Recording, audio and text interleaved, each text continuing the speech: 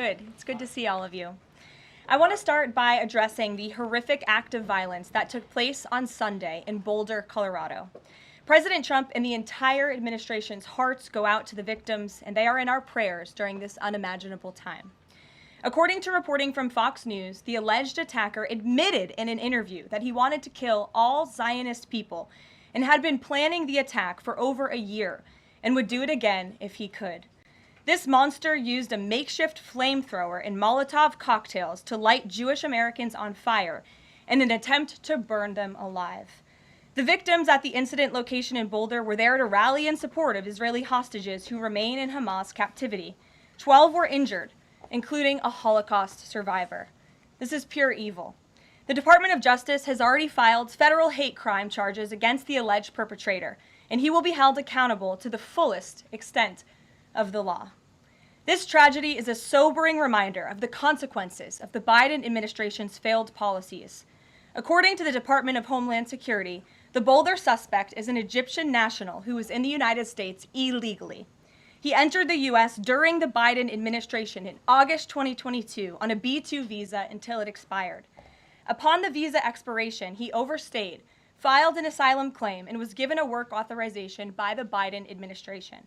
Instead of deporting this heinous individual, Joe Biden's administration allowed him to stay in our country and to work. President Trump sounded the alarm over these reckless Biden policies for years because this is the predictable result of letting anti-American radicals and illegal immigrants pour into our country. Immigration security is national security, and that's why the Trump administration, at the direction of our great president, has secured our border, strengthened our immigration system, and has taken immediate steps to protect the United States from foreign terrorists and other public safety threats. President Trump acted swiftly upon taking office to reform our visa issuance process to ensure that dangerous aliens who are intent on harming Americans or our national security interests are no longer admitted into our country.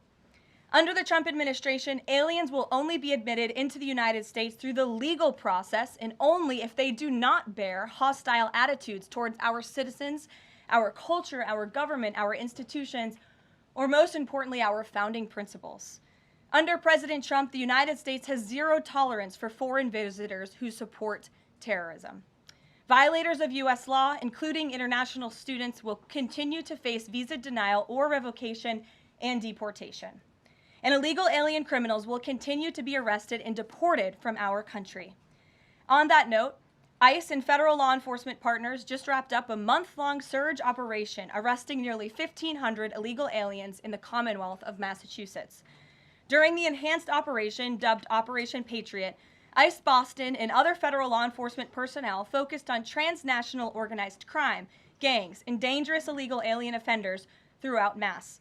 More than half of the nearly 1,500 illegals arrested had significant criminal convictions or charges pending against them. Here are just some of the violent illegal aliens who were removed from communities in Massachusetts during Operation Patriot. A Salvadorian national with active Interpol red notice for aggravated homicide. A Guatemalan national and registered sex offender who had pending criminal charges in Boston for 5 counts of indecent assault and battery on a person 14 or over.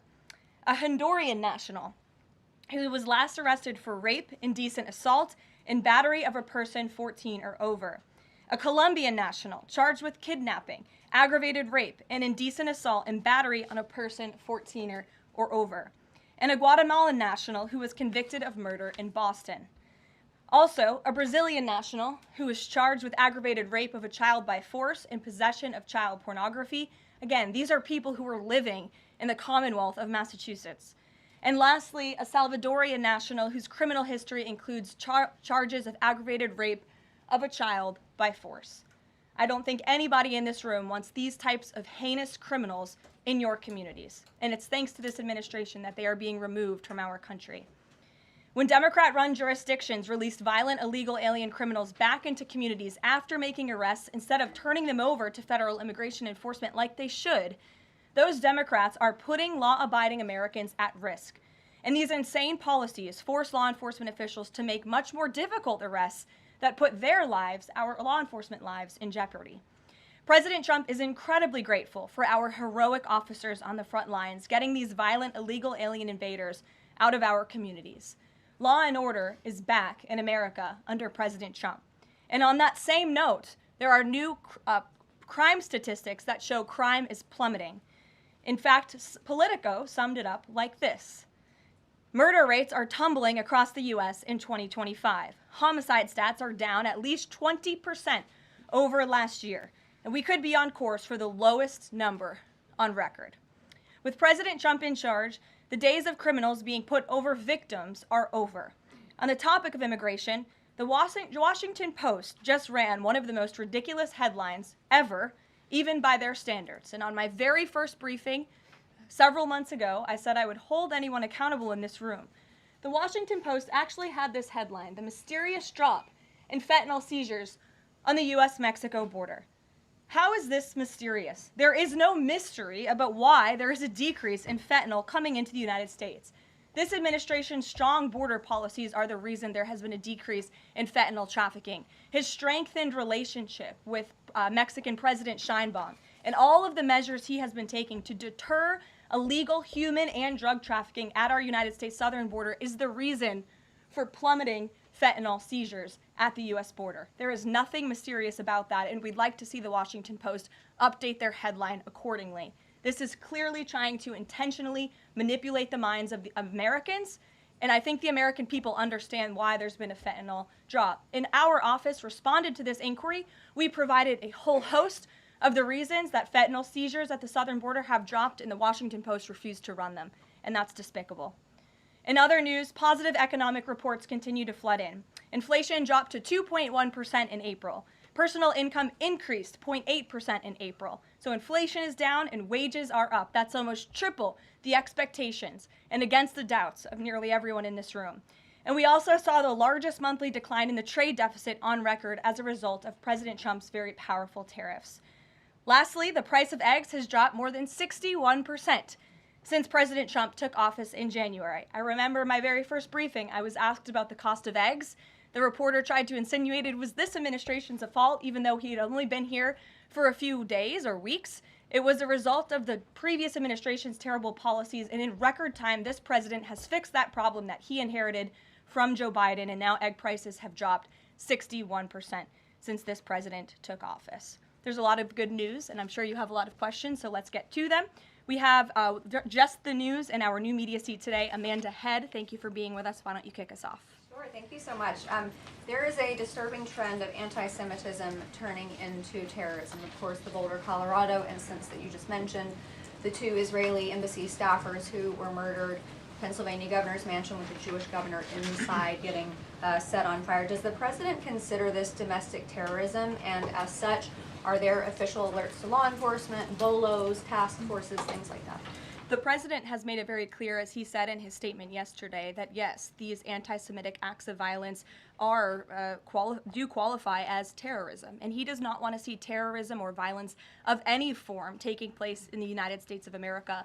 And as for specifically anti-Semitic terrorism and anti-Semitic acts of violence and those that are targeting Jewish Americans, this administration has done more to combat that violence than any administration in history. And one incident is one too many. And I think, frankly, that's something the previous administration was not willing to say. This president will stand up for Americans of all religions, of all faiths, of all creeds, and we will continue to look at policy measures and actions that we can take in addition to the actions that have already been taken to curb this anti-Semitic violence. And to Jewish Americans at home, across the country, this president has your back.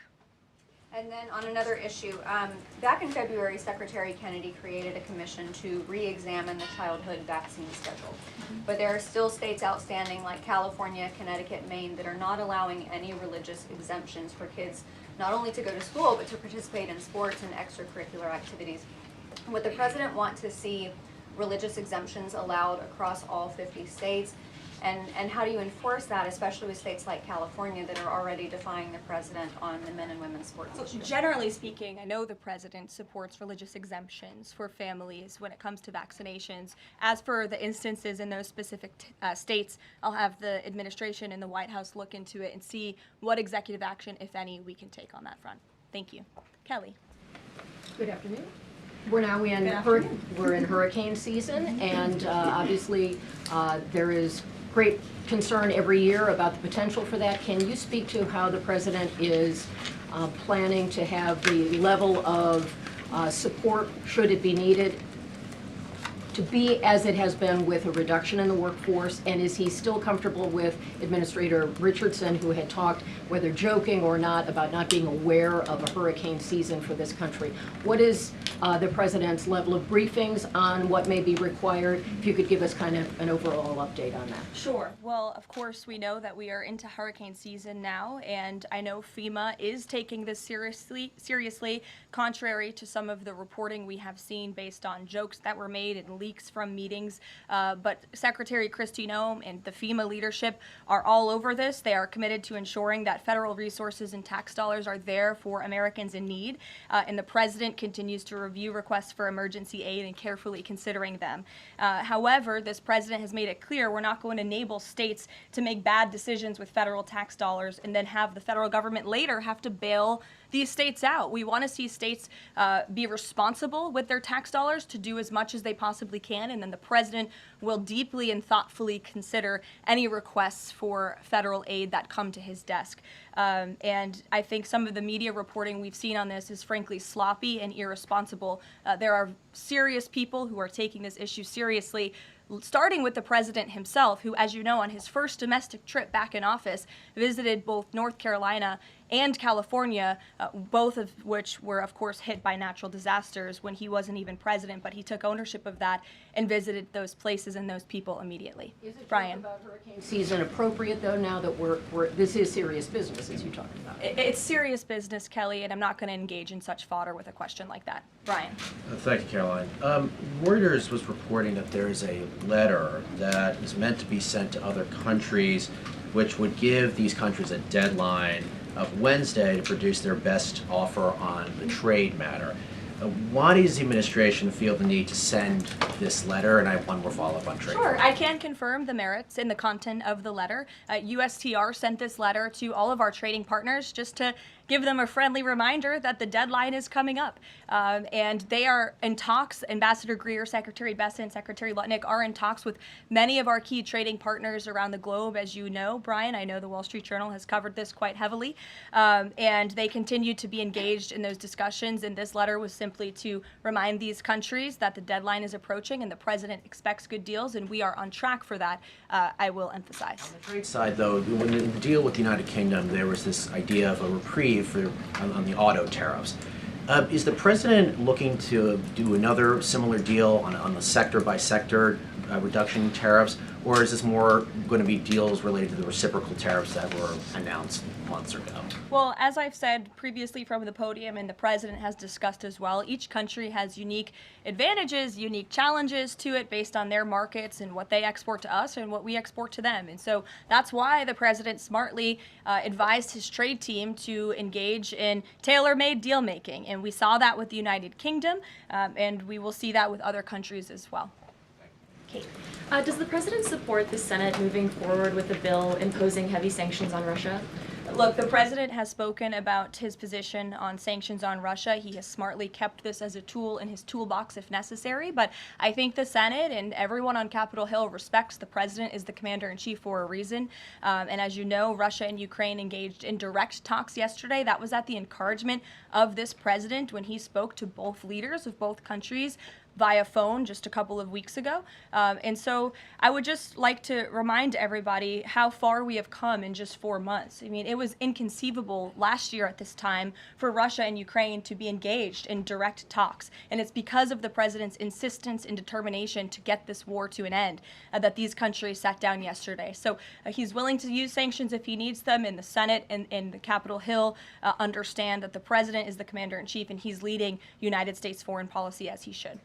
Iran, the president said that the U.S. would not allow for any uranium enrichment, but the proposal offered to the Iranians reportedly allows for low levels of enrichment. Can you explain that discrepancy? I'm not going to comment on alleged details of the report. We're not going to negotiate through the media out of respect for these ongoing discussions and negotiations that Special Envoy Witkoff is leading. The president made his position very clear on Truth Social last night. In fact, it couldn't be any more clear, and I would reiterate that's his position. Special Envoy Witkoff sent a very detailed and acceptable proposal to the Iranian regime that the president hopes they will accept, and if not, they will face grave consequences, as the president himself has reiterated. Sure. Thanks, Caroline. You're welcome. A couple of things, if I may. Firstly, can you confirm whether or not President Trump is going to be going to the NATO summit in The Hague later this month? I can confirm he will be going to the NATO summit, yes. Great, thanks. And another question on the Netherlands, in fact. Just wondering if you have any reaction to the collapse of the Dutch government there after the anti-EU and anti-Islam leader Geert Wilders, who's been described as a Dutch Trump, pulled out of the government there. I don't have a comment on that, but certainly we should and we will get you one, okay? Thanks. You're welcome. Brett. Thanks, Caroline. I wanted to ask, a couple days ago, the president announced that he was withdrawing the nomination of Jared Isaacman to lead NASA, citing a thorough review of prior associations. I wondered, why did this review happen just now, after the nominee was so far into the process? And can you explain the president's thinking on who he might choose? Look, the president reserves the right to nominate individuals to key administration posts. He also reserves the right to remove those individuals if he chooses, just like he reserves the right to fire anybody in the executive branch that he wants. And so a new replacement for NASA will be announced very soon, as the president himself said. Was there something in particular that came up that caused the president concern with this nomination? The president wants to ensure that all of his nominees are aligned fully with the America First mission of this administration. And again, he will be announcing a replacement very soon. Andrew, go ahead. Thank you, Caroline. You're welcome. It's been just about a month since President and Prime Minister Starmer announced... I can't see you all the way back there. Phil's head's in the way.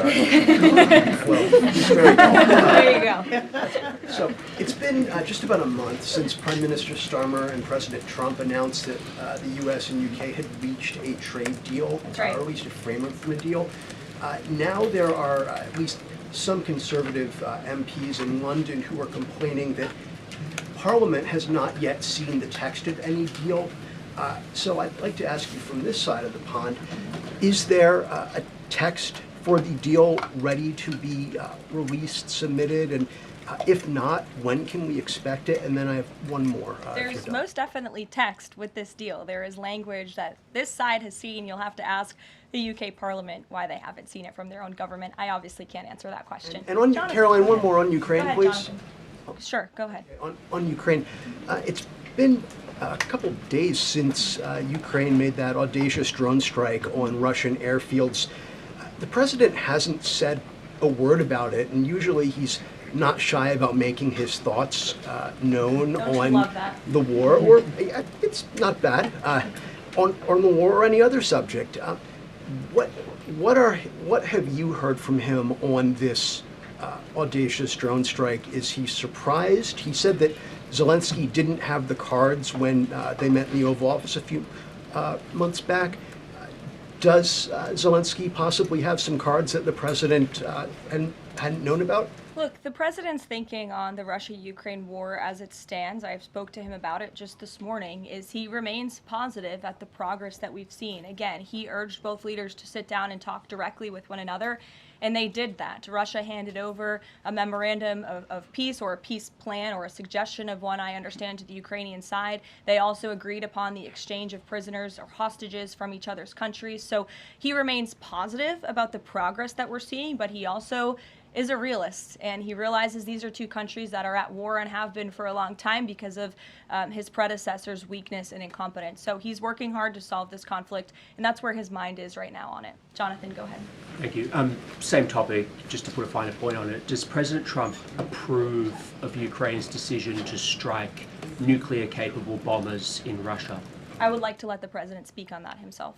And just to follow up, has the president... I would just add to that, the president does not want to see this war prolonged. He wants the fighting to stop, he wants people to stop dying, and he wants this to be solved at the negotiating table. The reason he is so deeply involved and has spent so much time and effort on this war is because he hates to see people dying. Again, these are not Americans that are being killed. These are Russians and these are Ukrainians. This is a war very far away. But this president truly cares about peace, and that's what he wants to see. What is President Trump doing to ensure that a similar internal drone attack doesn't happen here in the US, given this was done at pretty low cost, very stealthily? You know, it obviously raises questions about our own security, particularly for US aircraft here. It absolutely does, and that's why the president nominated Secretary Hegseth and has approved some of the changes that have been made at the Pentagon to ensure that we have the most lethal fighting force in the world, and that the United States military is the best, the biggest. That's why he wants the One Big Beautiful Bill to be passed, because it increases our defense spending. It's why he also launched the announcement of the Golden Dome to prevent from missile strikes and attacks in the future, and the president has a full understanding, I can tell you because I've spoken to him about it, about the future of warfare and how drones are a big part of that. And I will not get ahead of our policy team, but I think you can expect to see some executive action on that front in the very near future. Caitlin. Two questions for you as well. On the Big Beautiful Bill, you said recently that it is, quote, blatantly wrong to say that it adds to the deficit. You essentially said that an estimate from the Congressional Budget Office and other scorekeepers you believe are wrong. But Republicans like Ron Johnson and Rand Paul disagree. They are saying that it will add to the deficit. That is their concern. Is the White House's position that those two Republican senators are, quote, blatantly wrong? It is. Those senators, it's not news that they disagree with this president on policy, and the president has vocally called them out for it and for they're not having their facts together. I would add the Congressional Budget Office has been historically wrong. In fact, they predicted the Trump tax cuts from the president's first term in 2017. Their prediction was wrong by $500 billion. Those tax cuts had nearly $500 billion more of revenue than the Congressional Budget Office scored.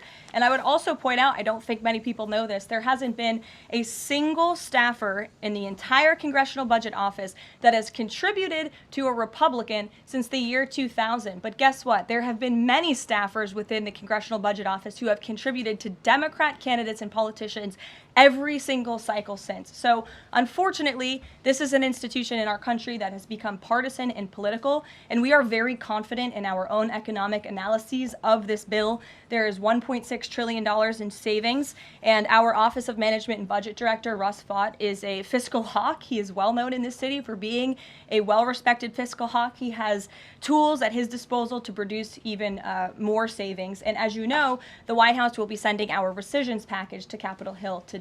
And on immigration, the other day that the Homeland Security Secretary said, and I'm quoting her now, that an illegal alien threatened to assassinate President Trump and highlighted his arrest. A man has now admitted to framing him, saying that he wrote the letter that the DHS Secretary Kristi Noem posted online. Last I checked before I came into the room, that post was still up from DHS. Does the White House expect them to issue a clarification or a correction on that We front? can ask the Department of Homeland Security and get back to you. Jeff. Caroline, is the United States putting pressure on China to release its hold on rare earths that are hurting car companies and technology companies now that require that for their products? And is that pressure working? Well, I can assure you that the administration is actively monitoring China's compliance with the Geneva Trade Agreement. I know the United States, on our end, we have complied with the terms that we set, and our administration officials continue to be engaged in correspondence with their Chinese counterparts. And as you all know, and I know there's a lot of interest in it, there will be a leader-to-leader talk very soon. And when that happens, as always, we will let you know. Also in Asia, just does the White House have a reaction to the results of the election in South Korea? Yes, we do. In fact, let me find it here for you. Should be somewhere in here. Thank you. We do not, but I will get you one, Jeff. Go ahead. Thanks, Caroline. Two questions on trade. Is this letter that was sent to trading partners a sign that the president isn't satisfied with the pace of these negotiations? Is he trying to light a fire under these talks now? Well, look, the president has been very direct to our trading partners in his conversations with them, with foreign leaders directly, that they need to cut deals with the United States of America. The tariff agenda of this president, he believes very strongly in it. And as you've all seen, he's unafraid to use tariffs to protect our industries and protect our workers. But he wants to see these tailor-made deals be signed. And I will tell you, of course, I never want to be the one negotiating with the press about these internal discussions and deliberations. But our team, who is deeply deeply involved in this, sees these deals moving in the right direction. In fact, Ambassador Greer is in Paris right now meeting with many of our trading partners. We should still expect this flurry of deals in the next 36 days, and the plan is still for those full tariffs to go back into effect on July 9th. The plan is for the announcement of these deals to be made very, very soon, yes. Sure. Thank you, Caroline. You're welcome. So Governor Whitmer confirmed that she spoke with President Trump about the possibility of pardoning the plotters against her, the kidnapping case. She didn't give us an idea of what the president's reaction was to that. Do you have any information about what he said? Well, I won't reveal the president's private discussion unless he gives me liberty to, but I will reiterate what he said publicly when he was asked by one of the journalists in this room in the Oval Office a couple of weeks ago about the pardons. He said it's something he would look at, nothing more, nothing less. Haley, go ahead. Thanks, Caroline. And then to Kelly next to you. Thank you. When it comes to the leader-to-leader call with Xi Jinping this week, what is the president's expectation of this call? Is he looking for concrete outcomes out of this, or is he looking to kind of warm relations as these trade talks are ongoing? Well, President Trump and President Xi have shared a respectful relationship throughout the years. And again, I won't get ahead of the president on that call, but as always, after, you'll hear directly from the president or from myself or someone else here at the White House. Kelly. Caroline, thank you. I want to get back to the anti-Semitic behavior that's been going on college campuses as well as recently in Boulder, Colorado. The president, as you know, has the White House Faith Office, the Religious Liberty Commission, as well as the Anti-Task Force on Anti-Christian Bias, which includes anti-Semitism. From a whole of government perspective, and the president has already mentioned how he hates these kinds of acts that have been going on, can these entities and these agencies work together with the president to put out a proactive campaign to help people stop the hate?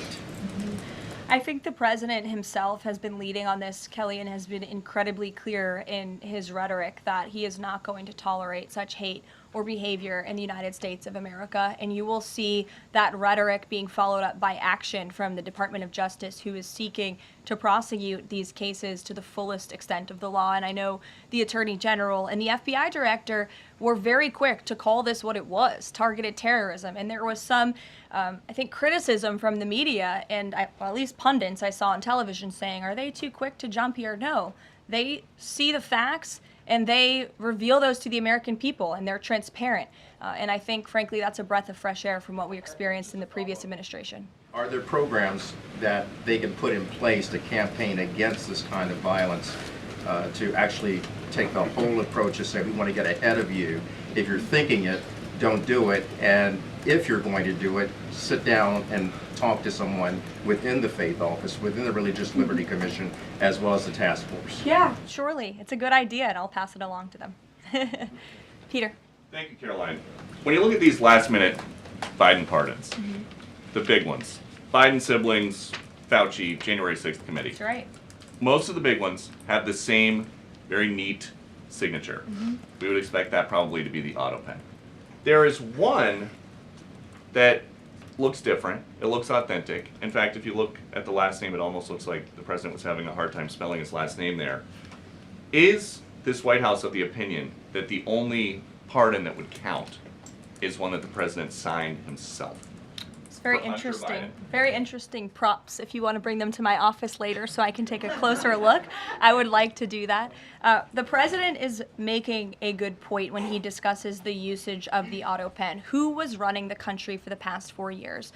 Perhaps those documents were signed with the auto pen, something that this, I believe the Department of Justice is looking into. As you saw, Ed Martin made an announcement at the Department of Justice this morning to launch an investigation because the American people deserve answers. Is there any concern that this president, who won the election on a promise to fix the economy and close the border, that focusing and scrutinizing these Biden pardons is looking into the past instead of looking forward? I think in comparison to the amount of time this president has spent on securing the border, on fixing our economy, I just read out for you an entire list of economic accomplishments. Look at the border numbers, look at the time and effort he's divulged into solving the global conflicts abroad. It pales in comparison, but it still, nevertheless, is a very important issue. And it was a huge issue that sent the president back to this White House. The Americans saw with their own eyes a mentally incompetent president, and they want answers for that. got, and the president believes they should have. And them. something that just Go crossed ahead. Caroline, how mad do you think President Trump is going to be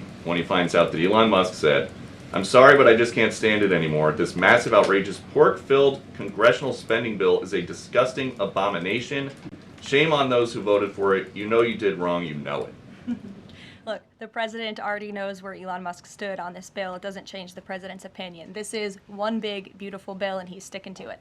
Tamara. Thank you. The National Security Council was reorganized, or some staffing changes were made the Friday before Memorial Day. I'm hoping you can explain sort of the new structure, what the structure is of the National Security Council, what the goal is in terms of staffing levels.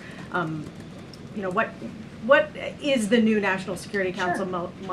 Well, as with everything in this White House, it is a top-down approach. The president is here. He is president. He's not an auto pen like the previous president was. He's very much involved in literally every policy discussion and decision that takes place. And we felt it was best to reorganize the National Security Council to respond to that top-down approach that we have here in this White House, and to streamline the efficiency and the effectiveness of the National Security Council. And I would add that Secretary of State Rubio and now National Security Advisor Rubio is doing a tremendous job at leading the National Security Council. He knows the president. He understands where the president is on these issues. He's great to work with here at the White House. I can tell you that. I appreciate seeing him a lot more in the building. And he and the president and the entire National Security Council, who's made up of great patriots who love this country, are doing a tremendous job on the many conflicts around the world that this administration inherited. Is there a goal staffing level? I'm sorry? Is there a goal for the staffing level, like the number of people who would be in this National Security Look, we Council? just want the National Security Council to be as efficient as possible, and if staffing needs are necessary, I'm sure Secretary Rubio would not mind hiring people if necessary, but again, we've been working with them day in and day out, and they're chugging along and doing great work. Sure. Thank you, Caroline. Two questions, if I can. President Trump got involved himself in presidential election in Poland by supporting a conservative candidate who ultimately won. Yeah. What does it mean for the future U.S.-Polish relations? What's likely to change? Well, I believe the president is obviously pleased to see the result of the Polish elections. He met with Karol Nawrocki, if I'm pronouncing that correctly. Yes, Nawrocki. Okay, thank you. I appreciate your insight on that. He met with him at the White House, and he told them, you're going to win because you support common sense. And he supported strong borders in Poland. He supported an end to the woke, radical DEI stuff that we've seen not just here in the United States, but really take over Europe and, frankly, the whole world. He was very outspoken about that. And I was reading the reports about how the Polish people felt about this man, and they felt like he was putting the needs of Poland first. And that's a very refreshing feeling, one that we know very well here in the United States of America. So, as you know, the United States and Poland have always had a very deep and strong relationship, friendship. They're a great ally, and I know the president continues to look forward to working with them. We have one more on Ukrainian drone attack on Russia. Was President Trump informed in advance by Ukraine that the attack is coming? He was not. Carrie. Caroline, so just want to go back to the issue on the anti-Christian bias as well as issues on anti-Semitic issues. Senator Grassley just put out a report saying that the FBI files have shown that the Catholic group targeting was way more prevalent within the FBI during the Biden era than was previously shown, as far as former FBI Director Christopher Wray was putting out there during congressional testimony. Can you discuss here what President Trump would like to see in terms of consequences within the FBI as far as those who were involved? Also, the second question, if the DOJ finds that the auto pen was used by President Biden, should those actions that were used with the auto pen, should they be null and void? I'm not going to get ahead of the Department of Justice's investigation into the usage of the auto pen. And again, the question is not, was the auto pen used? It's whether or not the President of the United States knew it was being used, and if not, who was using it in his name, which is clearly illegal behavior. Deanna. Thanks, Caroline. One on foreign policy, one domestic, if I can. Sure. On foreign, just speaking to the president's Truth Social post about Iran recently, saying that there will be no uranium enrichment. Is he saying that that's a red line for him, or no? I already answered this question. The president's been very clear about where he stands on that. Okay, and then on domestic, there is a report that Laura Loomer met with the vice president today. Can you speak to her relationship with the administration and if she's informally advising in any way? She is not. I do know she met with the vice president. As for what was discussed in that meeting, I would defer you to his team. Thanks, Caroline. I had one question on anti-Semitism, one question on China. So for years, radical leftists and Islamists have been calling for so-called globalize the Intifada. Do you believe this is a call for violence against Jews? And do you think these attacks on Jews around our country is what globalizing the Intifada looks like? I don't want to speak to the merits of those claims without looking into them, but as I said, any violence against Jewish Americans will be prosecuted to the fullest extent of the law. Absolutely. And also, Secretary of State Rubio made an announcement saying he'll be revoking visas of certain Chinese students, including those with connections to the Chinese Communist Party. Does that include sons and daughters of politicians, presidents, and chairmen? Again, Secretary of State Rubio has the right to revoke visas, and he made the announcement that the State Department will begin to aggressively revoke those visas of Chinese students who are in our country, namely those with Chinese Communist Party ties, or those who could be a threat to our national security and the interests of the United States. Should both of you, go ahead and then back to you. Thank you. There are now reports that Israeli forces are firing on Palestinians trying to get aid from the Gaza Humanitarian Foundation. Up to 20 people, according to the Red Cross, have arrived to the hospital that they've set up with gunshot wounds, have died from them.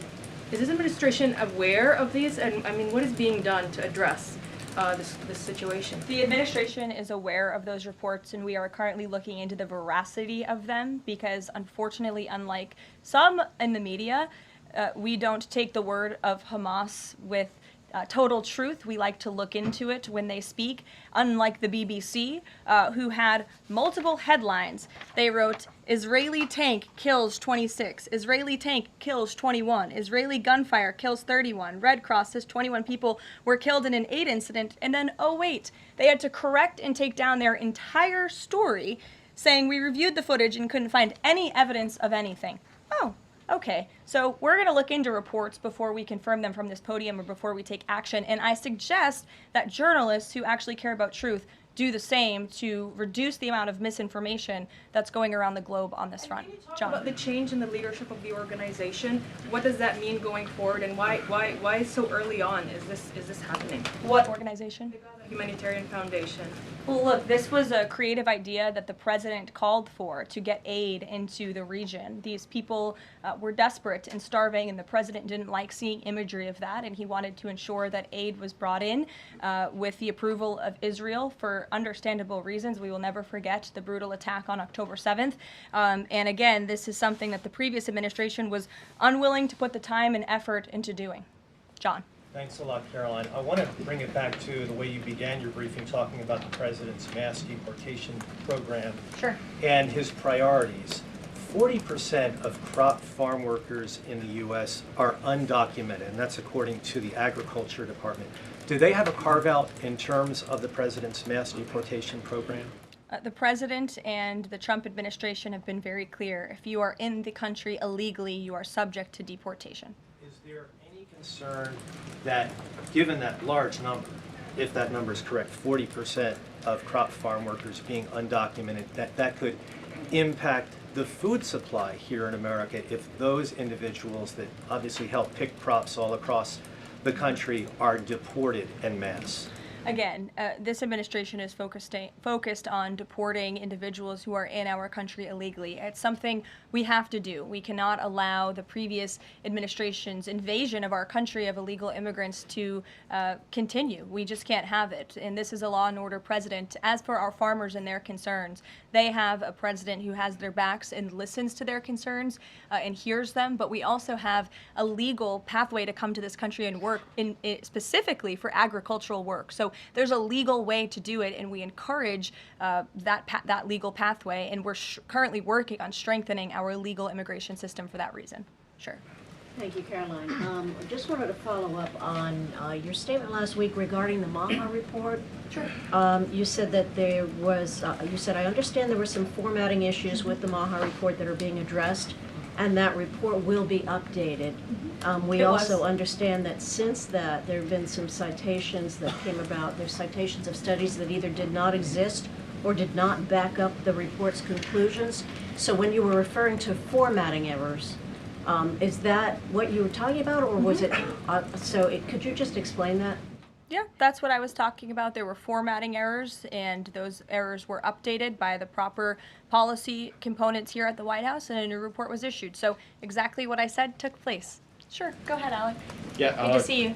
Good to see you. Congresswoman Mary Miller suggested that changing Pride Month to Family Month. I would personally like to see maybe a nuclear family month. Some people are saying, let's get a Veterans Month. Does the president have any plans on making a proclamation, or is it just going to be June this year? Well, there are no plans for a proclamation for the month of June, but I can tell you this president is very proud to be a president for all Americans, regardless of race, religion, or creed. Caroline. All right, Reagan, go ahead. Thank you, Caroline. And then I'll go to you. Thank you. You're welcome. Colorado passed sanctuary protections for illegals 1 month before the terrorist attack this weekend. 2 questions. Why did the DHS remove the sanctuary cities list that it had published, which was ordered by the president? And then what is the administration going to do to further crack down on sanctuary jurisdictions to prevent attacks like what happened in Colorado? Sure. The Department of Homeland Security will be issuing a new list of sanctuary cities, an accurate list of sanctuary cities. As for what we're doing to crack down, the president has signed various executive orders and has directed the Attorney General to prosecute state and local officials who are not complying with federal immigration authorities and, most importantly, federal immigration law. Thanks, Caroline. Thank you, Caroline. Caroline. Thank you very much. Go ahead. So, does the president take calls from foreign leaders on the tariffs on steel and aluminum? Does he still intend to double them tomorrow morning? The president will be signing that executive order today, and steel and aluminum tariffs will be going to 50%, yes. Or it's going to change, or it's going to be suspended? He made that announcement in Pennsylvania, and he plans to deliver on that promise to Pennsylvanians. And why is he hiking it? And Ed, go ahead. Yes. I can answer that, but go ahead, Ed. Oh, yes. Thank you, Caroline. So a Chinese Foreign Ministry spokesperson today said that the U.S. imposed harmful measures like new chip controls and pledging to revoke Chinese student visas. So are the Chinese the victims in this trade back and forth? Look, I don't think anyone is the victim. These are 2 strong countries, and as I said, the president has a good relationship with China's president and leader, and that discussion will take place later this week. And what other authorities is the president looking at for tariffs should the decision in the appeals court not go his direction? Well, right now, his tariffs remain in effect. We spoke at length in my briefing last week about that decision that came down from the International Trade Court, which has been put on pause because the president absolutely does have the authority to implement tariffs and to declare a national emergency for our crippling trade deficit. He could always have the power to use Section 202 or Section 301 as well to impose tariffs if he deems necessary, especially Section 202 tariffs, which are sectoral, as you know, to protect our critical supply chains here at home. Thanks, Caroline. You're welcome. You've got U.S. business leaders begging for certainty. So why did the president suddenly decide to hike tariffs on steel and aluminum again? You also have U.S. business leaders begging to meet with this president and begging to come to the White House to talk to him because they know that he is a negotiator in chief, that he's making good deals on behalf of the American worker and the steel worker, in particular when it comes to the steel and aluminum tariffs, which he discussed in his speech at length at Pennsylvania and the need for them. And I would just add, I was at that speech on Friday with the president, and there were 2,000 steel workers and their families in the room, many of them wearing their hard hats. I spoke to one backstage who said this is the greatest thing that has happened for that community in Pittsburgh, Pennsylvania in 60 years, because this is a president who doesn't just talk the talk, he walks the walk too, and he's delivering on his promises to bolster our steel and aluminum industries in this country and to protect those jobs. If not for this president, that steel plant in Pittsburgh, Pennsylvania would have closed. Those jobs would have been lost, and the president saved that company, he saved those jobs, and he's saving that community, and that's the intention of the steel tariffs, which he will sign later this afternoon. Thank you very much.